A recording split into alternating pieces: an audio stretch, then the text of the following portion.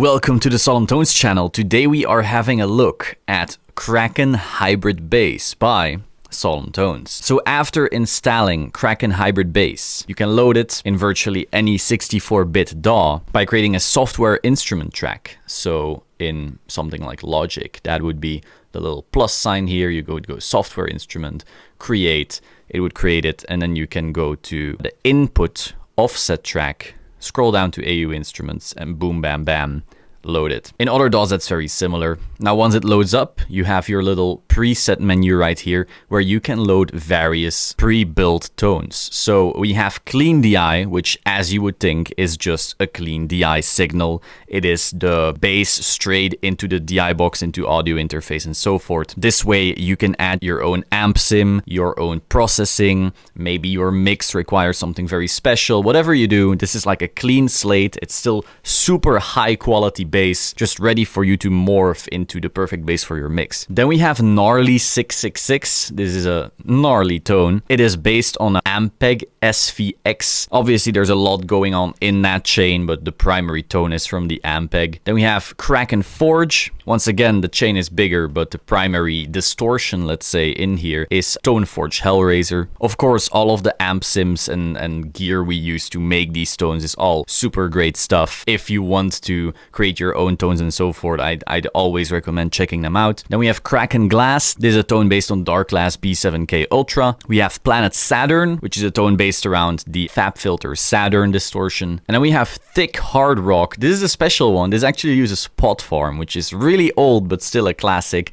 Still has some very interesting forms of distortion. And it's definitely not for every mix, but when you want your bass to be really beefy and, thick, like hard rock, I would recommend checking this out. Something like 3 Days Grace or Skillet. I do enjoy the thick hard rock preset for that. In here, we currently have Kraken Glass loaded. So when you click on the Solemn Tones logo, you actually get this little about message that will tell you which version of the plugin you are running. So if there are any updates and you see, oh, the update is 1.5 or something like that, you can check here, oh, it's 1.3, that is the current update, I need to update, or oh, I'm already on the correct update. So you don't actually have to go look on forums and such, you can just check it out right here. Then we have these little volume grades right here. When you are loading a preset, this will turn a color. Underneath that, we have the active key switch pane. This will show you which key switch is currently activated, so you know which articulation you are working on. We have a lot of articulations inside this plugin. It's pretty nuts how much this thing can really do. And so this way you can keep track of what you're actually using. As you notice, it currently says hybrid stable, which is something special. We'll get to that. But usually it will say something like down picking, alternative picking, something like that. So then we get into the knobs here. We have Swift. Swift is something special. You've seen it in many of our plugins. The way I see Swift is literally I click it and I don't want to think about anything anymore. I want to click on Swift and start creating and not mess with anything else. That was the same in Odin, and now it's the same in Kraken Hybrid. So it will force all your articulations to become hybrid stable. Hybrid stable has a lot going on, but the way you should be thinking about it is essentially that it makes your bass be one block of solid bass that just supports your mix. It's not attempting to be this grindy, in the face, over the top bass. It's just being there to support the music, and that's it. So if you are into very expressive, quick bass lines with very hard picking and so forth, you should turn off Swift, because then you can go straight into alternative picking and do whatever you want. But if you want your bass to just sit, to shut up and just help your mix have solid low end, I really love turning on Swift and thus hybrid stable, so that I can then focus on my guitars and my vocals and don't have to worry. But again, if you want to go really in depth, you turn off Swift and you can start working with all the articulations, and the bass can do wonderful magic essentially. But in this song, Swift was on, it was all hybrid stable on the final mix.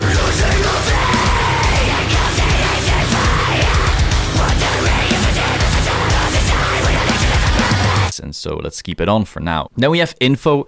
Info will essentially show you all the key switches. So we can run through those. It's a lot. So first of all, we have G-2 sliding mode. This will allow you to slide from one note to another. So let's say you define, oh, I'm currently at fret 1 and I want to go to the note that's on fret 6. So you turn on the key switch sliding mode and now you can do those slides. We'll get to the actual specifics of how to do that later because it's not really a constantly used function, but it's really really interesting. So then we have G sharp -2. This is hybrid stable. So this is the articulation that's automatically on when Swift mode is on. But if you just want to switch between everything, you can turn Swift mode off and then use hybrid stable whenever you think it's necessary. Then next up, we have finger pluck open, finger pluck dead, thumb slap, and left hand percussion. So these are all slap articulations. I saw a lot of people constantly asking, like, I need slaps in my song. I want to play something like Mudvayne or something crazy like that. So bang, bang, bang, bang, bang, bang. All those kinds of songs. Yes, Kraken Hybrid can indeed slap. You can do the thumb slap, you can pluck open, you can pluck while muting, and you can also do like the left hand percussive stuff. So you can really do all kinds of weird slap techniques. Then we have hammer-ons, we have pull-offs, we have natural harmonic mutes, we have scrapes, so if you want to add some random sounds, and then we have the more typical articulations that you will use for most songs, you know. So on the left is when you're going crazy, and on the right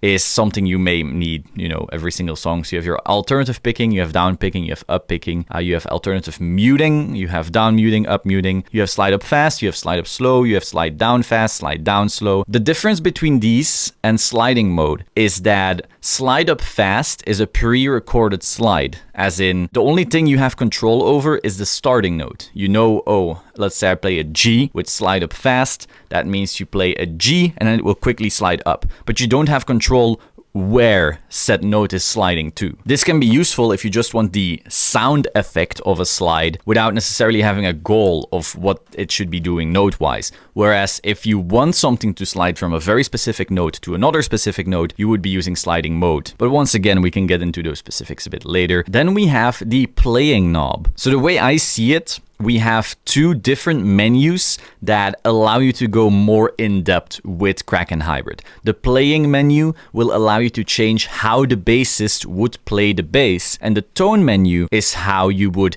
engineer the tone of that bass after recording. So let's click on playing first. As you can see here, we have bend intensity, decay intensity. These two sliders work just as with Odin 2. So if you draw a bend with your MIDI notes in the piano roll, you know, you can draw what a note is supposed to do. This will alter how aggressively Kraken Hybrid follows what you drew. Decay intensity is a bit more complex. It essentially affects both your attack and your sustain. If you have very fast notes after each other and you want it to be more realistic, you can turn up decay intensity. But if you want really aggressive impacts, decay intensity on 0 is the way to go. Personally, I barely touch decay intensity. Only, you know, if I want a bass to do tremolo picking, I may turn it up a little, but really I don't use it all that often. It is, however, a useful tool to have. Then we have tune. This is an interesting one. You need to understand how a bass actually functions to truly grasp what tune does. But essentially, when you pick a bass note very, very hard,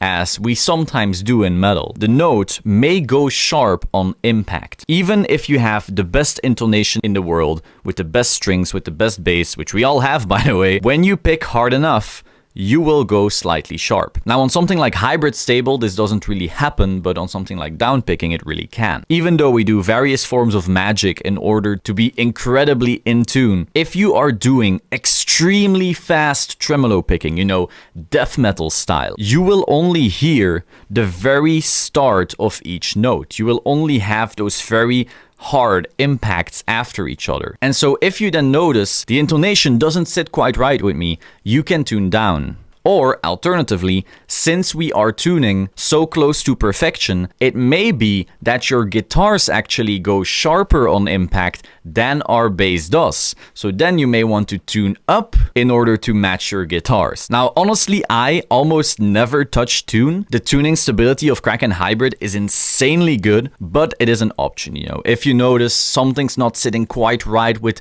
the way my guitar was recorded, and you don't want to start auto-tuning your guitar, now you can match your bass to it. Next to that, we have slide speed. This will influence how quickly hybrid bass slides up or down when using the sliding mode key switch we spoke of earlier. Personally, I find it to sound the most realistic when just keeping it on default, but you know, it depends on what your song needs. If you really need to follow whatever your guitar does, you may want to play with the slide speed knob. Next, we have the human error menu. So when you click this on, all of these noises will start happening. You may remember raw mode in both Odin 2 and in Loki, where you just press it and all those those noises get added. However, over time, some people were asking for control over those noises. Maybe you turned on raw mode and you found some of these noises too loud. Now you can really just adjust them. So maybe you really love the mute noises to be incredibly loud, but you're not a big fan of left hand noise. Maybe you never want any string noise. This way you can completely alter how tight your player is essentially playing and how tight your takes would be comped. Personally, I just keep this off if I'm playing this super aggressive deathcore or gent, because you really just want the bass to be tight and sit still and form the foundation of your mix. But if you're really focusing on the realism of your bass performance, you may want to play with human error. Next, we have force slap. This is a fun one. This is not something I personally touch super often, but it is really interesting to play with. So when you click on force slap, all of your notes will suddenly start playing slap articulations. So let's say you have a little bass solo that you wrote and it's all downpicking, and now you wonder, what would this sound like if it started slapping? Instead of starting to program key switches or learning it on a real bass and figuring stuff out like that, you can just click on force slap and it will automatically start changing all your notes into slap articulations. You also have a few different modes, so depending on maybe mode 1 isn't really working for the way your notes are being played, maybe you want mode 2 or 3 or 4, and that way you can just, see what it sounds like, and maybe you have a really funky part that you want to slap and it just suddenly works. This to me is more like a writing tool, and then once you notice, hey, this little line right here, the start, I really like what it's doing, then you can reprogram it with the key switches, perhaps changing a few things, and maybe you'll find some magic. So this is more really like a writing tool to me than a production tool, whereas these are really just programming production tools to really affect your sound, while this is just, experimental. So now we can click on back. Now we can go into the tone menu. So the way I see it, there is two halves to the tone menu. The left half is what you would expect in any kind of sampler from us. You have your low control, mid control, high control, air control. This is a new one. I always felt like when we controlled high on something, it was controlling too wide of a band. So now you have control over highs and kinda high mids, whilst keeping air, which is the, airy texture, on a separate band, so you can still control that. I find if you're trying to dial in a level of clank, you really want control over these separately. Then we have output, because some people ask for that. They want the ability to choose the output level of the plugin, and that way be able to gain stage and work with their plugins, and not having to use trimmer plugins inside their chains, which I understood, and we put it in there. Now the right half of this is really where the hybrid comes into play. So everything up to this point, except for maybe the hybrid stable articulation, has just been a really solid bass sampler. Now this part is where we start working with artificially changing things in order to bring this bass to a whole new level. So the enforce button you may remember from Loki, but we noticed we wanted more control over this. When enforce is off, it's just playing like an insanely great bass sampler, but when you turn enforce on, it's when we start doing some magic. Some producers get rid of the sub frequencies in their bass and then replace it with a sine wave, because that is the most consistent, and that way they just ensure a very solid foundation in those frequencies. Enforce does that for you. It will automatically make the sine wave follow the notes that are being played, whilst also affecting the high pass filter to only filter out really those lowest frequencies and then replacing them. That is all automatic. We already had that in Loki, but we took it a step further. Now you have control over the types of waveforms. So when playing around, you can really just click around and see, do I prefer this waveform? Is this helping me better? You especially want to be checking this on perhaps a sub pag or a sub for your monitors, because it may not always be very noticeable when you're checking on speakers that are essentially too small to show these sub frequencies. Now underneath, we also have enforce volume. This is something that, looking back, Loki really missed. Being able to control how loud the enforce function is actually working will give you far more control over that sub frequency. So now if you notice, in order to balance this better with my kick, in order to give my song more foundation here, or maybe it needs less of it there, you are able to change the volume of the sine wave the enforce function creates. I've personally found that when turning on enforce, the middle is essentially what Loki would usually have as far as volume goes, but I really like it just slightly more quiet. And so giving you control over that is just a good thing in my opinion. Next up, we have Devour Attack. This is a very, very interesting one. By default, it is not on 0 because we have a slight amount of time before each sample, just in case that there's information that you did want there. Now, in general, there shouldn't be, but you know, we wanted to give you that control. By default, I would always leave Devour Attack on this setting. However, let's say that you really do not want attack from your bass. Maybe you want your bass to just shut up and give you foundation and be ignored beyond that. Then you can start killing the attack of said bass. That way you get the most consistent, solid low end. It's almost pretending to be a synth while still sounding like a real bass without any of the attack impacts, and that just creates the most consistency. However, what if you then actually do want attack, but you just want very, very consistent attack, also known as the same attack? That's where artificial attack comes in play. When put here, you will just have an amazing, realistic sounding bass, but then when you turn Devour Attack on and you start playing with artificial attack, you can turn it from a real bass into a hybrid bass, so you can really dial in exactly what you need for your mix. Now on this song Breathe Fire specifically, we did have all of this just low. We had all of these on the low defaults. I don't think Enforce was on this track, but I just wanted to tell you about it. Now as promised, let's get into sliding mode, because that is pretty new, so that is not something that we have to do inside this track. When we go into here, check info, it says G-2. So we need a key switch, a note that tells the plugin, let's use sliding mode. So we use our little pencil tool. We go to -2, the G. So when this is pressed in, notice how the active key switch says sliding. Then we have an actual note. Try Kraken glass real quick. Wow, that loading was fast. Maybe that's a little too to really show you the difference. So we have a G2 right here. And let's say we want to start sliding on this beat. So we put our key switch on that beat. And then we put a new note that we want to slide to.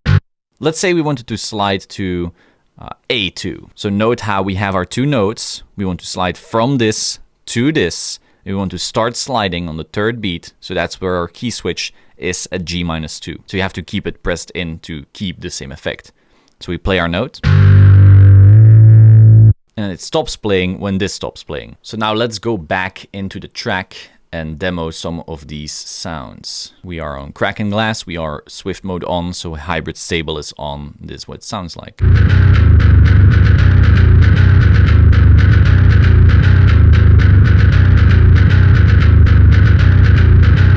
So this is sounding massive as hell. Let's go into the chorus.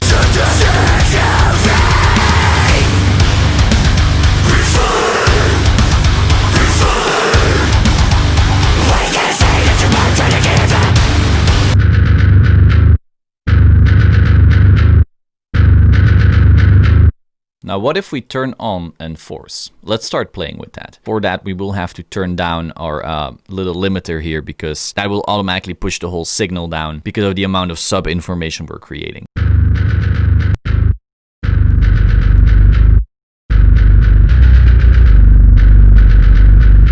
Note how this high, it's really eating up a lot of the volume a track can have. So I wouldn't recommend going this high. I would really say this is about the sweet spot.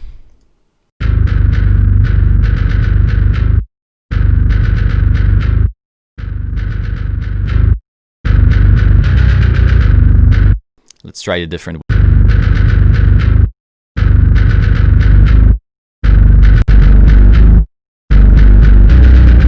You notice how on this third wave, it's really starting to no longer be as clean, and maybe your project needs that. However, generally, I would recommend staying on the first mode for your typical forms of metal and rock. So let's turn everything back on to normal. We want our output back here.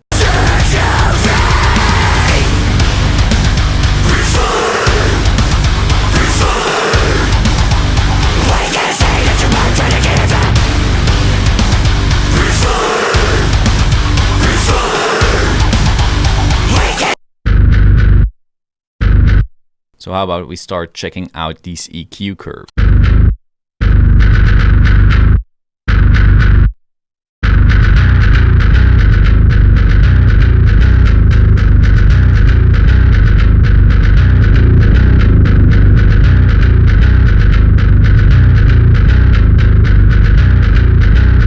As you can see, they're pretty subtle, but they do have quite the effect. That's typical for bass. Now let's devour the attack and add artificial attack.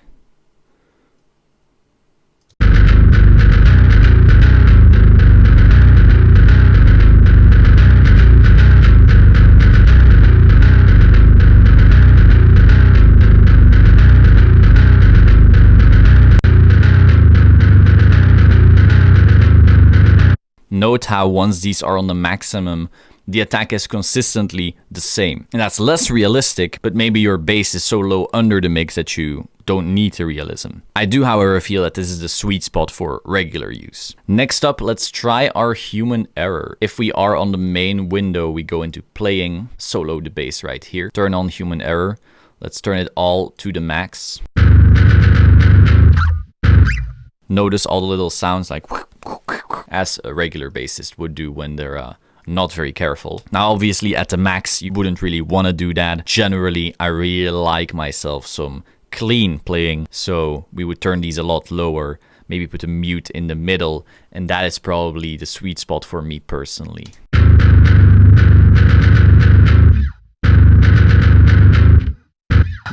Maybe left hand noise and string noise can be even lower than that.